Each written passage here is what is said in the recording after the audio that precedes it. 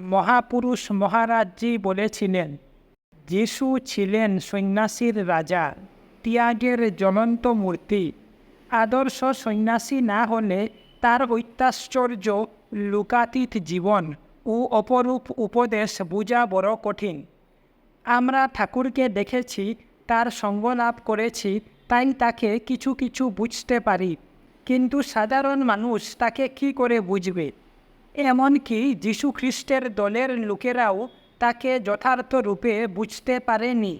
বিশেষ করে ইদানীন্তন খ্রিস্টান পাদ্রীরা তো তাকে আদৌ বুঝতে পারে না। তার জীবনের প্রকৃত বৈশিষ্ট্য কোথায় তা ধরতেই পারে না। কারণ আজকালকার খ্রিস্টান ধর্ম প্রচারকদের অনেকের মধ্যেই সেই ত্যাগ, তপস্যা, বিবেক, বৈরাগ্য ও মুমুক্ষত্বের অভাব হয়ে পড়েছে। ভারতবাসীরা ধর্ম কী জিনিস তা বুঝে এবং কী করে ধর্ম জীবন যাপন করতে হয় তাও জানে।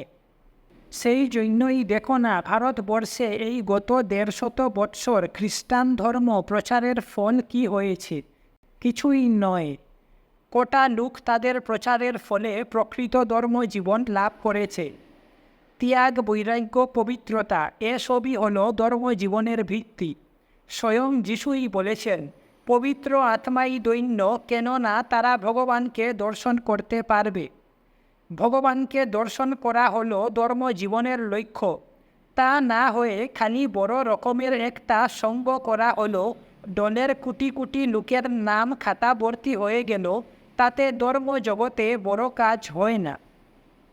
রাজনৈতিক ব্যাপারে এসবের মূল্য থাকতে পারে, কিন্তু ধর্মরাজ্যে নয়।